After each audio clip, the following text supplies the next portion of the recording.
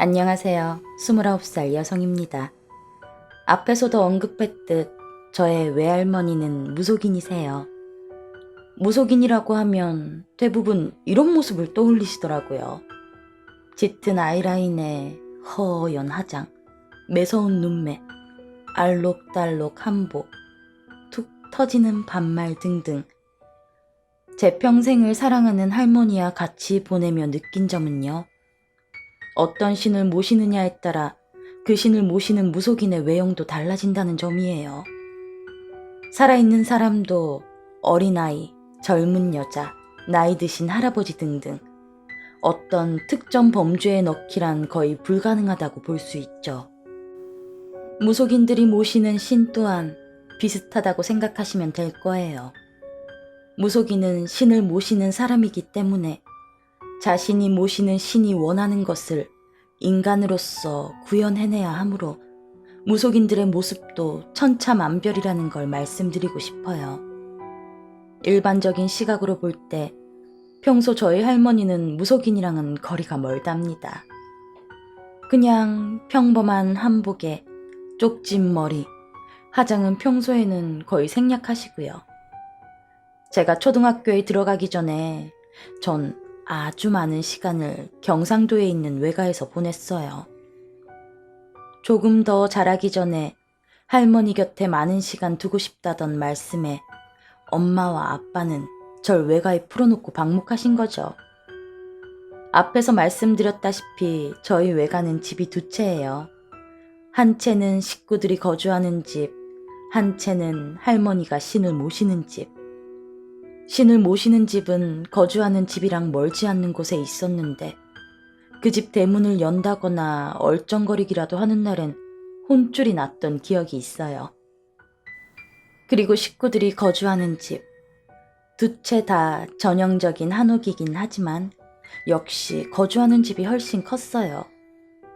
우리 엄마가 어렸던 시절에는 식구가 20명이 넘었다고 하니 집 크기가 짐작이 되시겠죠? 전형적인 옛날 집인지라 안채, 바깥채, 행랑채 등등 공간이 철저하게 분리되어 있었고 행랑채에는 저희 할머니와 연배가 비슷하신 할머니가 한 분 계셨어요. 행랑 어멈이라고 불리우시던 그 할머니는 우리 엄마가 어린 시절부터 집에서 함께 사셨대요. 가족은 아니지만 가족 이상으로 가까운 관계랄까? 저희 할머니는 집안일을 전혀 하지 않으셨다고 해요. 물론 외할아버지 이하 다른 식구들은 열심히 생업에 종사하셨고요. 같이 사시던 행랑 할머니는 집안의 모든 살림을 관리하셨대요. 본래 같은 동네 분이었던 건 아니었고 우리 엄만 기억도 못할 만큼 어렸던 시절에 남편과 자식을 한꺼번에 잃어버리고 여기저기 떠돌던 행랑 할머니가 저희 외가 대문을 두드리셨대요. 밥 한 끼만 얻어먹을 수 없냐라는 행랑 할머니의 말씀에 문을 열어드린 우리 엄마의 큰 고모는 비어있던 행랑으로 모시고 밥상을 차려드렸다고 하네요. 밥을 다 드신 행랑 할머니가 인사를 하고 집을 나서려던 때 신집에 계시던 저희 할머니가 대문을 열고 들어오시더니 밑도 끝도 없이 가지 마시게라고 한마디 한 것이 인연이 된 거죠. 어린 시절 외가에 가면 대문 앞에 항상 행랑 할머니가 기다리고 계셨어요. 외할머니의 사랑이랑은 좀 다른 사랑이랄까? 물론 외할머니도 더없이 사랑해 주시는 게 느껴졌지만 그 사랑은 엄격하고 건의적인 사랑이랄까? 반면 행랑 할머니가 보여주신 사랑은 울고 뗐어도 다 받아주시겠거니라는 믿음직한 사랑이요. 제가 외가에서 반목되며 동네 개처럼 뛰어놀고 있던 어느 날 외할머니가 계시는 안채를 들여다보니 할머니가 바느질을 하고 계셨어요. 이 평소에 할머니가 바느질을 한다거나 부엌일을 하는 걸 본 게 그때가 처음이었어요. 무거운 표정을 하고 한 땀 한 땀 바느질을 하시던 할머니는 하던 바느질을 내려놓고 부엌으로 들어가셨어요. 아직도 있는 아궁이에 커다란 솥을 걸고 이것저것 열심히 음식을 준비하시던 할머니. 평소에 음식 준비가 되면 외할아버지 상부터 차리는 게 순서였지만 그날은 그러지 않았어요. 상 위에 하나하나 그릇들이 놓이는 걸 보고 할머니, 할아버지 진지 드실 준비 되셨냐고 여쭤볼까? 아니다. 오늘은 할미랑 행랑 할멈부터 먹는 날이다. 나도 배고픈데 라는 말을 억지로 삼키고 부엌가에서 서성거리는데도 할머니는 다 차린 상을 들고 행랑으로 가버리셨어요. 두 분이서 식사를 하신 후 할머니는 다시 안채에서 바느질에 열중하셨죠. 저는 행랑채로 뛰어들어가 행랑할머니 무릎을 베고 누워 놀았던 것 같아요.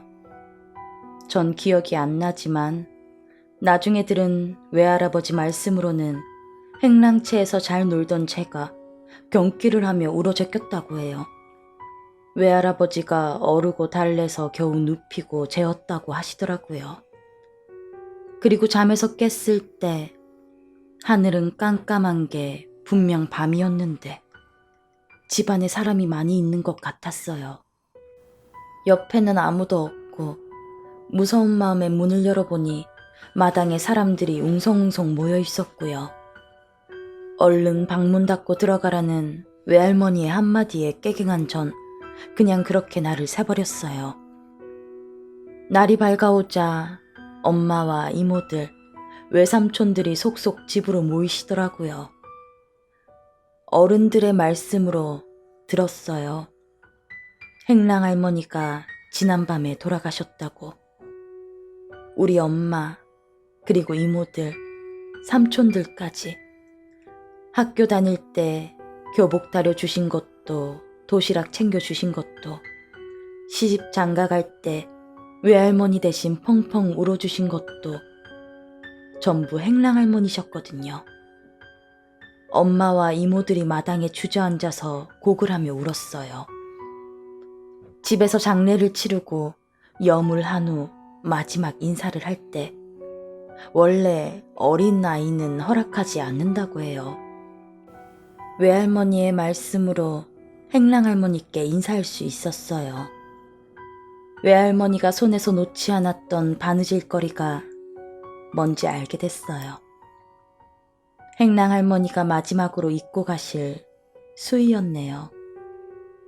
돌아가셨다라는 게 실감이 나질 않아 옆에 서서 행랑할머니 얼굴만 쳐다보고 있을 때 외할머니가 행랑할머니 가슴에 손을 얹고 말씀하셨어요. 먼저 간 자식들이 부르고 있으니 어서 가시게.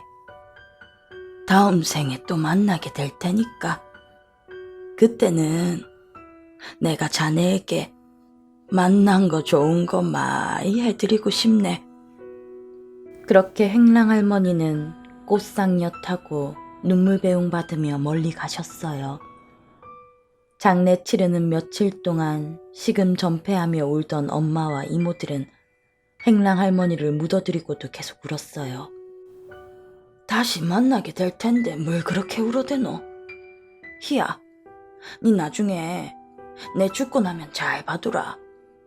니 엄마랑 이모들이 지금처럼 우는지 안 우는지 잘 보고 바로 할미한테 일러다오. 울 거면은 저쪽 별당에 가서 울어라. 묻힌 사람이 다시 뛰어나오겠다. 그리고 니들 계속 울 거면 밥이나 먹고 울어라. 할머니의 말씀에 엄마와 이모들은 밥을 먹으며 우셨던 기억이. 박군이랑 놀러 갔다 오는 길에 외가에 들러 여기저기 살펴보다가 행랑채를 보니 친손녀처럼 예뻐해 주셨던 행랑할머니 생각을 안 할 수가 없더라고요. 좋은 곳으로 가서 자손분들과 잘 지내고 계실 거라 믿습니다. 며칠 전에 외가에 갔을 때도 어김없이 찾아온 사람들의 얼굴을 살펴보고 계시던 할머니. 어릴 적부터 외가에는 사람들 발길이 끊이질 않았어요. 할머니가 친히 신집문을 열어주시며 같이 들어가는 사람도 있었고, 소금 세례를 퍼부으시며 쫓아내던 사람도 있었고, 말 한마디 없이 밥 먹이고 하루 재운 후 돌려보내는 사람도 있었네요. 저희 외가 부엌 아궁이에 제일 큰 솥에는 사골 공국이 떨어지는 날이 없었답니다. 특히 아이 손을 잡고 아이가 뭐에 씌인 것 같다라거나 아이가 밤에 헛것을 보고 잠을 못 잔다라며 찾아오는 아이 엄마들도 많았고요. 할머니는 아이 얼굴을 대충 본 후에 신집이 아닌 거주하는 집으로 데리고 들어가 상을 차리셨고요. 상 위에는 항상 뽀얀 공국 한 대접, 고봉 한 밥그릇, 소금, 백김치, 아이 엄마와 아이 것 두 그릇씩을 올려놓고 마루에서 밥을 먹이곤 하셨어요. 묻지 말고 주는 밥이나 먹으라는 할머니의 말씀에 대부분 말없이 그릇을 비워내셨던 것 같아요. 밥 다 먹었으면 아이랑 바람이나 쐬고 다시 집으로 돌아오라고 말씀하셨던 할머니. 아이 엄마에게 집 뒤편산을 가리키며 야트막한 동산이니 아이 데리고 한 바퀴 도는데 오래 걸리진 않을 끼다. 하지만 뒷산은 보기와는 달리 절대 만만한 산이 아니었어요. 점심 먹고 올라간 사람들이 저녁 때가 가까워져야 다리를 달달 떨며 내려오곤 했으니까요. 겨우 산에서 내려온 아이 엄마 중엔 눈을 부릅뜨며 할머니에게 항의하는 분도 계셨죠. 야트막한 뒷동산이라더니 봐달라는 점은 안 봐준다며. 차마 할머니한테 대놓고 그런 말은 못해도 얼굴에 써 있었어요. 힘들다, 어이없다라고 뚜렷하게 써 있었어요. 그럴 때마다 할머니는 저녁상도 봐줄 테니까 저녁도 먹어라. 저녁 먹고 나서는 손잡고 앞에 나가서 좀 걷고 들어오고. 앞에는 딱 보이제? 저긴 산도 아니고 평지라 걷는 데는 무리 없다. 그러면 아이 엄마들은 또 아무 말도 못하고 주는 밥 먹고 아이 손잡고 동네 한 바퀴. 그렇게 또다시 집으로 돌아오면 할머니는 빈 방에 이부자리를 깔아주고 방으로 들였어요.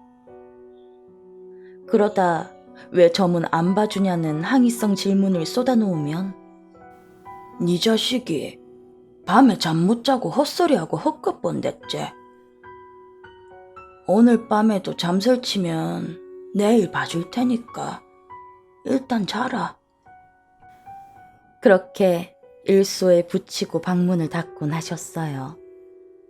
그런데 다음 날이 되면 정말 신기하게도 아이 엄마는 일찍 일어나 마당을 서성이거나 얼쩡거려도 문제가 있다고 했던 아이는 해가 중천에 뜰 때까지 깊은 잠에 빠져 할머니가 주시는 아침상도 못 받기 일쑤였어요. 간밤에 항이는 온데간데 없이 할머니 치맛자락을 붙들고 할머니 어떻게 하신 거냐며 부적 쓰신 거냐고, 혹시 밤에 방문 앞에 기도하셨냐고 얼토달토 않는 질문들을 쏟아놓던 아줌마들. 무당이라고 다 칼춤 출 줄 알았지. 내가 낳아서 장성한 자식이 여섯이다. 아가 몸이 시원찮지 않아. 밥 좀 적게 먹고 잠깐 누울 아치며 호들갑 떨면서 이불 밑에 감춰뒀지. 니는 분명히 여 데리고 오기 전에 병원에도 갔다 왔을 끼고 또 병원에서 이상 없다고 하니 일로 데리러 왔겠지. 아가 크면서 한 번쯤 잠설칠 수도 있다. 그럴 때일수록 햇빛도 많이 받고 뛰게 해줘야지. 별거 아닌 걸로 애미가 벌벌 떨 때 벌써 그 애미는 자식한테 책 잡힌 기다. 네 자식 지금 세상 모르고 늘어져라 자고 있는 거 보면서 뭔 생각 드노? 내 눈으로 봤을 때는 네 자식한테 들러붙은 거 없다.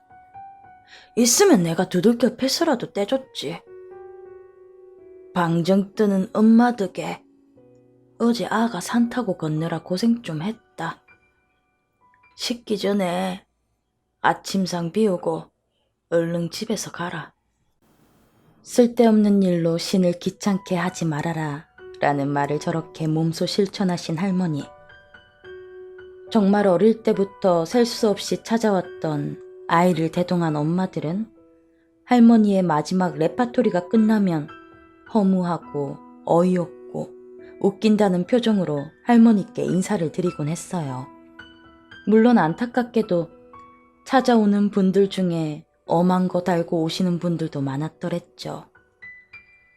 그런 분들이 대문간에 들어서면 할머니는 가장 할머니다운 액션을 취하셨고요.